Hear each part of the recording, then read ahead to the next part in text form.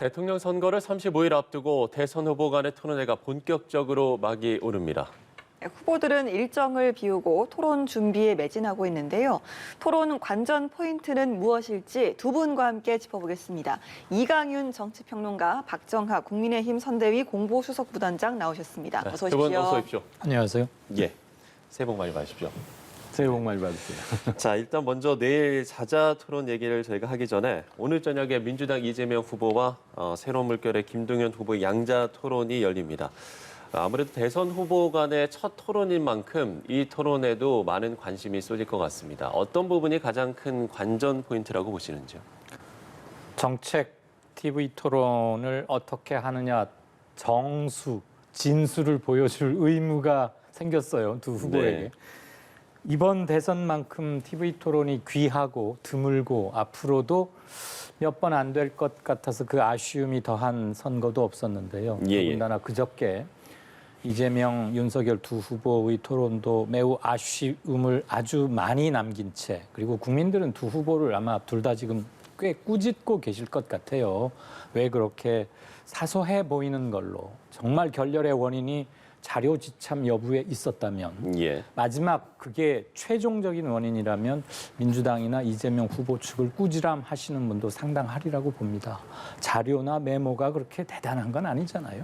자, 그 과정에서 이재명, 김동연 두 후보가 정치, 외교, 안보, 경제 이걸 가지고 얘기를 합니다. 시간이 두 사람이 나오는데도 95분이면 그렇게 넉넉해 보이지는 않는데 내일 하게 될 4명은 2시간밖에 안 되잖아요. 예. 그래서 또 한 번 뭐 몇 초 남았다, 발언 정리해달라 이런 게 되풀이돼서 많이들 아쉬워할 텐데, 두 후보가 정말로 지금 지지율 차이도 상당히 나니까 토론이란 이렇게 하는 것이다. 그리고 나의 정책을 국민들에게 소상하게 말씀드릴 자리를 요긴하게 활용하는 그런 기회로 제발 써주셨으면 좋겠습니다. 예.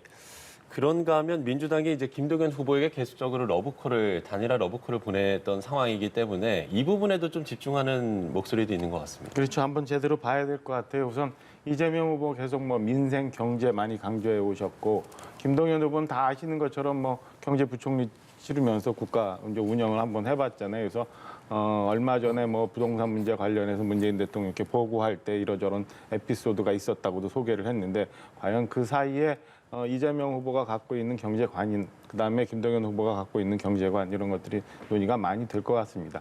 시청자 여러분 궁금해하시는 게 하나 있을 텐데요. 윤석열 후보와 이재명 후보의 TV 토론은 선관위가 불허를 했어요.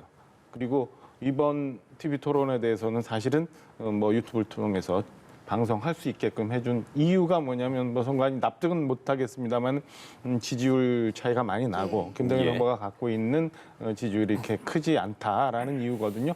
이런 점에서 볼 때 사실은 오늘 토론을 계기로 김동연 후보가 끝까지 완주를 할 건지 안 할 건지도 이제 지켜볼 대목인데요. 저는 오늘 저 토론이 진행이 되면서 어쩌면 일부 이재명 후보가 김동연 후보의 내용을 차용을 하면서, 그리고 수용을 하면서 단일화의 물꼬가 새롭게 예. 진행이 될 수도 있다라고 저는 예상을 좀 합니다. 그래서 오늘 토론을 통해서 이재명 후보가 김동연 후보가 주장한 바를 얼만큼 수용하느냐, 예. 김동연 후보가 현재 있는 문재인 정부에 있어서의 여러 가지 정책들에 대한 문제점들을 제시를 하면서 해결점을 이재명 후보한테 요구를 한다면, 저는 단일화의 물꼬가 이번 토론을 통해서 이루어질 수 있다. 왜냐하면 이번 계기를 지나고 나면 사실은 굉장히 막대한 대선의 선거 자금이 필요한 일들이 이제 시작이 되거든요. 그거를 김동연 후보가 과연 감당할 수 있느냐, 예. 이런 점도 한번 지켜봐야 돼서요. 오늘 TV 토론은 전체 내용도 굉장히 관심이 갈 수 있지만 이 단일화의 물꼬가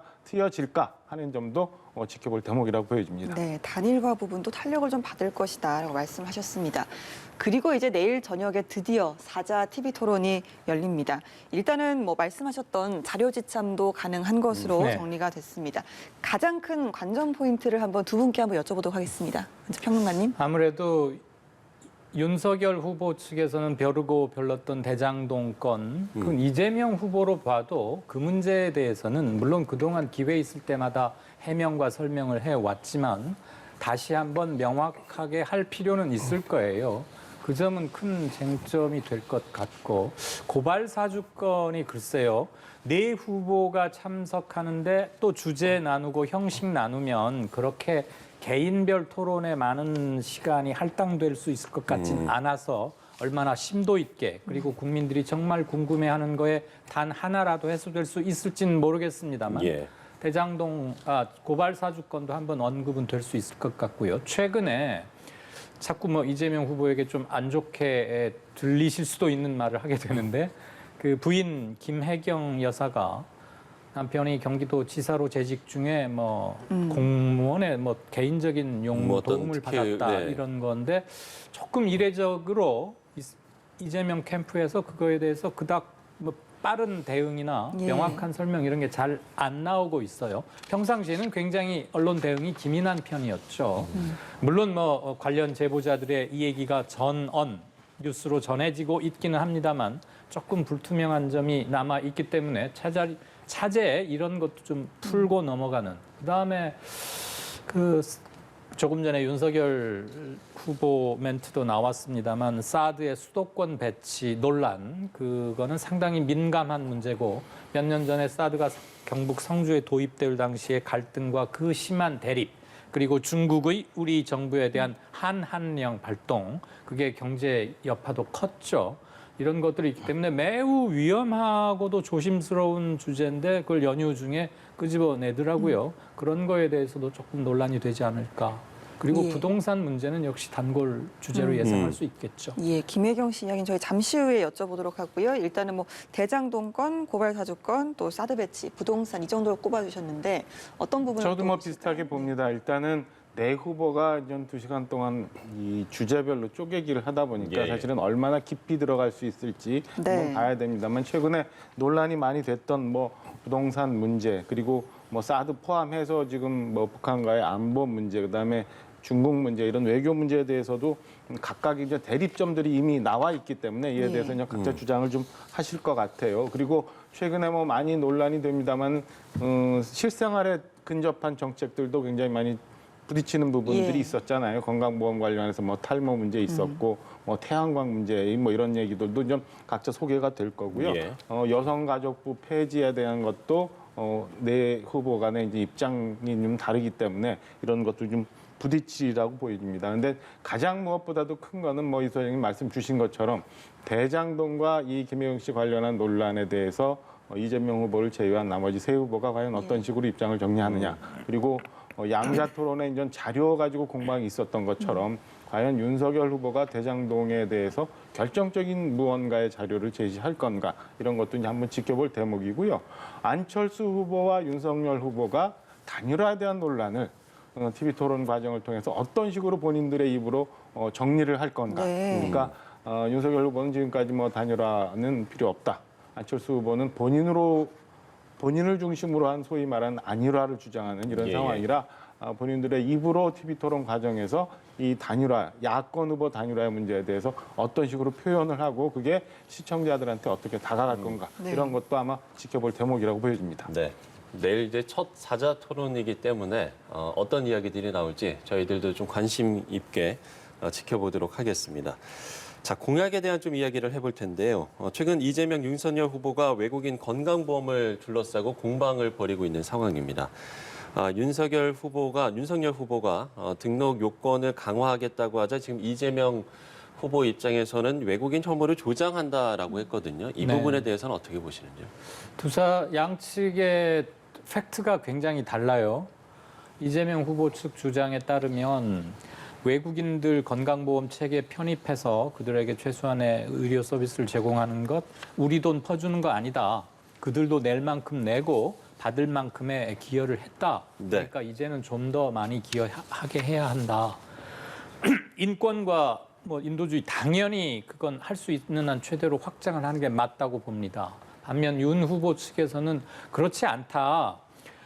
그들에게 더 보장성을 높여주면, 즉 건보 적용을 많이 해주면 우리가 내는 보험료로 그들을 혜택을 줘야 하는 거니까 좀 형평을 맞추자 이 얘기입니다. 이거는 건강보험공단에서 관련 데이터를 뽑는데 그렇게 오래 걸릴 것 같지는 않습니다. 서로가 다른 팩트에 입각해서 다른 주장을 하고 있는 건 아니라고 보면 저는 건보 제정이 허용되는 한에서는, 그리고 지금 이번 코로나 팬데믹 사태에서도 우리가 여실히 느끼는 바입니다만 질병, 전염병 이런 것에서 국경이 없다는 걸 확실히 알잖아요.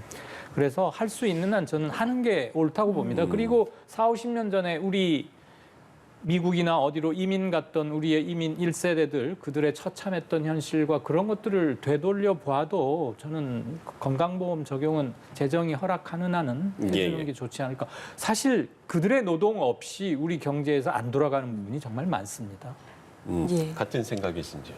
이제 쳐다보는 시점이 조금 다른 부분이 예, 있는 예. 것 같아요. 그러니까 전반적으로 건강보험 재정이 지금 쉽지는 않은 상황이다, 좋지 않은 상황이다. 그다음에 뭐 수가 문제 관련해서 계속 논란이 되고 있는 상황에 지금 외국인 노동자들 굉장히 많이 들어와 있잖아요. 옛날과는 틀려서 이제 등록이 많이 돼 있어서 외국인 노동자로부터 오는 건강보험의 흑자 수준이 연간 한 뭐 4, 5천억 정도 된다고 하는 것 같아요. 그래서 뭐 그 전체 외국인을 대상으로 한 건강보험 혜택에 대해서는 논란의 여지는 별로 없는 것 같아요. 문제는 이제 윤석열 후보가 얘기하고 있는 거는 지금 건강보험을 통해서 최대 많이 고가의 수혜를 보고 있는 사람들이 10명 중 한 8명 정도가 중국인이다. 그리고 이게 정상적인 근로자가 아니라 피부양자의 조건을 갖고 있다. 이런 예, 문제가 예. 있는 거거든요. 그래서 전반적으로 외국인들이 들어와서 우리나라부터 건강보험 혜택을 받는 게 문제가 아니라 특정인들이 피부양자, 그러니까 아무런 부담을 하지 않고 우리의 건강보험 그 재정을 좀 갉아먹을 수 있는 이런 상황이 있기 때문에 이 건에 대해서 이제 체계적으로 정리를 하자가 윤석열 후보의 주장이거든요. 그래서 이런 논란들도 아마 내일 토론회에서 저는 서로 간의 주장을 하면서 얘기가 좀 될 것 같은데 저희 당 입장에서 볼 때는 건강보험 문제가 이렇게 특정 국가의 특정 외국인을 통해서 많이 나간다면 이거는 뭐 조정이 좀 필요한 부분이 물론 있는 것 아닌가라는 생각입니다. 예, 이 부분이 이제 내일 TV 토론에서 좀 얼마나 심도 있게 논의가 될 수 있을지에 대해서 좀 지켜봐야 될 부분인 것 같습니다. 또 하나의 이제 이재명 후보의 태양광 그늘막 공약에 대해서 국민의힘 이준석 대표가 중국 업체를 위한 것이다라고 비판을 했습니다. 여기에 또 심상정 후보도 가세한 상황인데 이 부분은 박정하 부단장께 먼저 좀 여쭤볼까요? 일단은 지금 현재 태양광 문제가 어떻게 돼 있냐면 최근에 이제 이재명 후보가 고속도로 쉼터에 이제 그늘막 태양광을 하자라고 했고 이에 대해서 이준석 국민의힘 대표가 이건 또 무슨 소리냐라고 해서 좀 공방이 시작이 된 문제예요. 근데 다들 아시는 것처럼 지금 전국토에 태양광을 굉장히 많이 설치는 하고 있습니다만 이 태양광 패널의 대부분이 사실은 중국산이에요. 그렇다 보면 지금 서울시에서 이런저런 공방이 있었고 그다음에 뭐 일부 허모 사장 같은 경우는 좀 입건까지 되어 있는 상황입니다만은 어쩌면 이게 국내 산업에 전혀 혜택을 주지 못하는 상황에서 오히려 중국산 그 태양광 패널 업체만 배불리게 하고 그다음에 소위 말하는 우리 업체들은 실제 생산에 전혀 도움을 주지 못하면서 유통 과정에서 일부 얼마간의 유통비용만 받아먹는 이런 구조가 계속 되어 오는 게 사실은 우리 현재 태양광 업체의 문제거든요. 여기에 또 좀 더 가면 사실은 뭐 이게 탈원전 문제까지도 가는 문제인데 이런 부분에 대해서 이제 이재명 후보의 공약이 잘못됐다고 이준석 대표가 얘기를 한 거고 저는 뭐 분명히 이 건에 대해서는 언젠가 한번 논의가 있어야 될 듯. 다고 생각을 합니다. 그러니까 우리나라 산업체에서 태양광 패널을 생산을 하고 대부분의 태양광에 들어가는 부품이나 장비들이 국산으로 진행이 된다면 이게 태양광을 많이 설치하는 게 우리 산업에 도움이 될 수 있지만 그렇지 않고 우리 업체들은 그냥 유통만 하고 대부분의 패널들을 중국산으로 쓴다면 저는 결국에는 우리 산업 기반도 굉장히 무너뜨리는 일이라 한 번은 검토해 볼 지점이 되지 않았나라는 생각입니다. 그러니까 태양광 그늘막의 패널이나 부품들이 대부분 중국산이기 때문에 국내 산업에는 혜택이 없다 이런 그렇죠. 내용인 것 같은데요. 민주당에서는 사실을 왜곡한 선동이다라고 즉각 비판을 했습니다. 이 내용을 좀 들어볼까요? 정말 지금 논쟁의 출발점은 고속도로 졸음쉼터 휴게소에 차양막 햇빛을 가리는 그늘을 만들자 그거잖아요. 예. 오로지 그게 논쟁의 전부라면 이렇게까지 심하게 뭐 논란을 해야 할 사안일까 하는 생각이 솔직히 듭니다. 그게 중국 업체들만 배불려 주는 거니까 하지 말라 이 얘기 같은데 실익 그거를 실제 했을 때 실제적인 이익을 누가 보는지, 얼마만큼 보는지의 입장도 좀 중시되었으면 좋겠고요. 우리 공산품 또는 유통되는 많은 생활 편익에서 메이드 인 차이나를 빼고 상상할 수 없는 시대가 된 지는 꽤 됐습니다. 다만 예. 국민의힘에서 지적하는 대로 중국 업체만 배불려 주는 거고 우리는 그중에 마진, 유통 마진 몇 %만 겨우 떼먹고 다 그렇게 하는 거라면 태양광 산업을 발전시키고 육성하고 임하는 시스템의 문제겠죠. 차양 그늘막의 문제가 아니라. 그 점은 뭐 누가 집권하는지에 관계없이 국내 산업 생태계 보호, 육성 그리고 경쟁력을 확보하는 차원에서 진지하게 재논의가 이루어져야 하지 이재명 후보가 페이스북에 저런 국민 제한형 여러 가지 공약들 중에 하나를 이렇게 채택해서 페이스북에 썼더니 이준석 대표가 거기 가서 이렇게 댓글을 달면서 시작됐던 거 아닙니까? 글쎄요, 페이스북 본문과 댓글 두 뭐 정치 중요한 역할을 하는 사람들이 그렇게 하는 것을 뭐 소통이라고 봐줄 수도 있겠습니다만 조금 언중유골이랄까 조롱처럼 비쳤기 때문에 신문에서는 다루기 좋은 뉴스죠. 아무개가 아무개한테 가서 댓글을 달았으니 제발 정말 태양광 산업의 생태계를 위한 거라면 예. 논의의 채널, 그 수준을 달리하고 품격을 달리해서 제대로 했으면 좋겠습니다. 예. 자, 이재명 후보의 태양광 그늘막 공약에 대한 두 분의 생각을 들어봤습니다.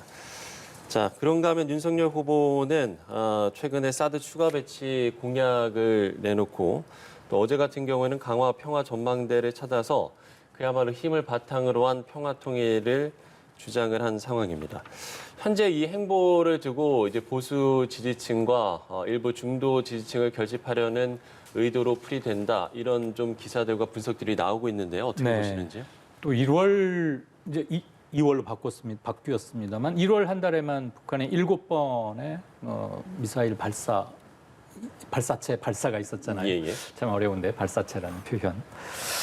예사롭지 않은 일이죠. 그러니까 아무래도 신경이 쓰이는 게 솔직히 맞는 표현이죠. 그 과정에서 아마 사드 얘기도 나온 것 같은데 아까 잠시 말씀을 드렸습니다만 이건 정말 민감한 주제입니다. 이거를 35일인가밖에 안 남았는데 이 지점에서 꺼냈을 때 선거 캠페인으로서 득표에 도움이 되겠느냐.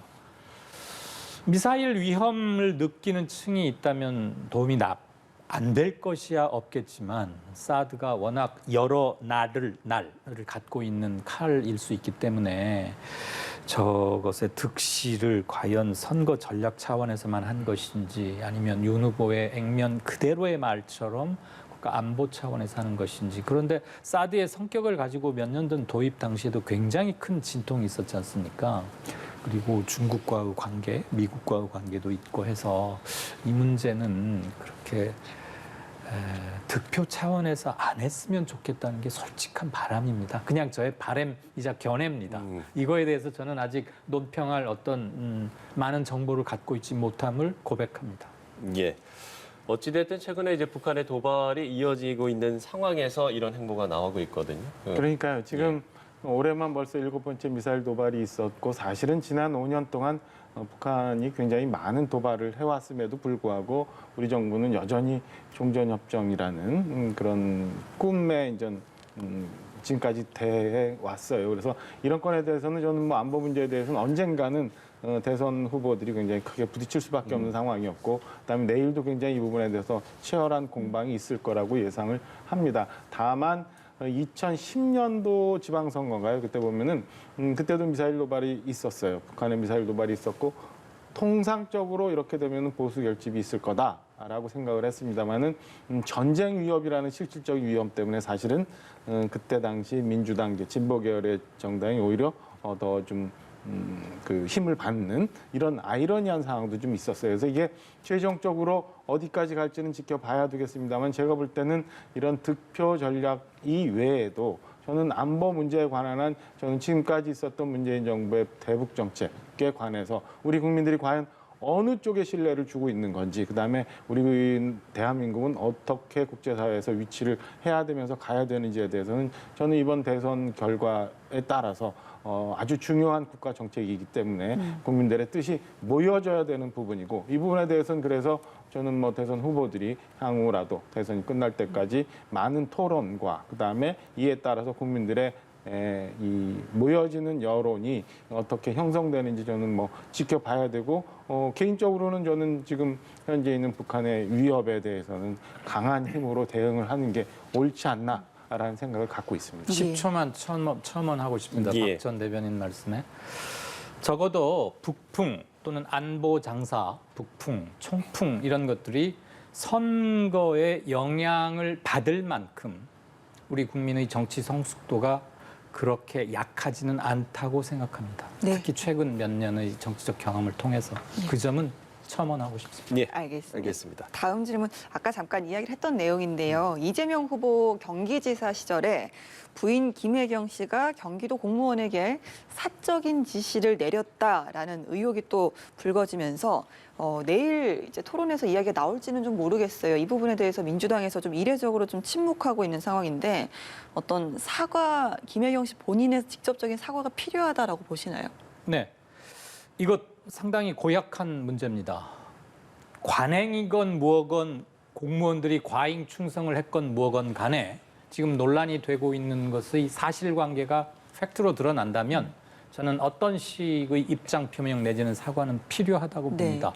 그거야말로 권위주의나 특권 의식이 결과적으로 드러난 것 아니겠습니까? 예. 국민들이 제일 화내고 참지 못하는 게 그런 겁니다. 그리고 예. 이재명 후보 본인의 정치 역정이 그런 거 없애자고 해왔던 10여 년이었습니다. 예. 자기 부정일 수도 있겠죠. 저는 저게 사실로 드러난다면, 실제 사실이라면 불문이 폐지하고 여러 소리 할 것 없고 겸손하고 선후관계 밝히면서 사과 필요하다고 예. 생각합니다. 사과가 근데 지금 필요하다. 관련자들의 진술이 조금씩 엇갈려서 이거는 뭔가 교통정리는 필요해 보여요. 알겠습니다. 일단 내일 토론에서 윤석열 후보 측에서 관련해 질문이 좀 나올까요? 준비를 하고 계실까요? 뭐 이거는 지금 뭐 객관적으로 다 드러나 있기 때문에 사실은 그러니까 소위 말하는 그 종처럼 불임을 당했다고 하는 7급 공무원 A 씨가 있고 이에 대해서 처음에는 부인을 하다가 뒤에서 문자를 하면서 통화를 시도했던 5급 공무원 배 씨가 또 있는 거고 이에 대해서 또 그전부터 이재명 지사 후보를 계속 수행을 해오면서 이러저러한 불미스러운 일에도 관여가 됐다는 소위 말하는 백모 씨도 등장해 있는 상황이고 그래서 저는 이게 이미 고발이 돼서 수사에 착수가 됐기 때문에 저는 뭐 진실은 나올 거라고 보고요. 며칠이 지났습니다만 선대위 차원에서 그리고 이재명 후보나 김혜경 씨 차원에서 언급이 없어요. 근데 이 건에 대해서는 저는 뭐 빨리라도 정리가 돼야 되는 문제라고 보고 제가 볼 때는 이미 인전 뭐 사과나 이런 입장 표명 이전에 저는 뭐 대리 처방 내지는 공직자를 뭐 사적인 용도로 썼다 이런 거는 인전 범법적인 영역으로 가는 상황이라서 저는 이 사건이 간단치 않고 그동안 국민들이 민주당이 얘기해왔던 소위 말하는 내로남불 그다음에 청년들의 박탈감 굉장히 자극할 수 있는 요소라고 보여집니다. 예. 자, 마지막으로 짧게 한 가지 질문만 두 분께 드리도록 하겠습니다. 앞서 이제 토론회 얘기를 하면서도 저희가 단일화 얘기를 잠시 했었습니다만 그동안의 대선을 봐도 그렇고 대선이 임박하는 시기에 가장 큰 변수로 꼽히는 게 바로 이 단일화인 것 같습니다. 이 단일화 전망을 좀 어떻게 하시는지 두 분께 좀 짧게 한 말씀 듣겠습니다. 이 소장님 앞에서 이런 얘기하는 건 굉장히 이게 송구한 일인데 결국엔 제가 볼 때는 안철수 후보가 향후 한 5, 6일 동안 아니면 뭐 직전 등록일인 2월 14일 이전 직전까지 현재 갖고 있는 지지율을 얼마나 유지하느냐가 단일화의 문제의 가장 핵심적인 문제라고 봅니다. 근데 저희 당 입장에서 볼 때는 이제 안철수 후보의 지지율이 이미 두 자릿수에서 꺾여서 한 자리로 나오는 것들이 있고 하향 곡선을 보이고 있어서 저는 뭐 단일화가 안철수 후보가 얘기하는 것처럼 이게 필수한 승패의 요건이다라고는 보지 않습니다. 예. 박 전 대변인 말씀에 기본적으로 동의하고요. 안철수 후보의 지지율 추이가 가장 핵심일 겁니다.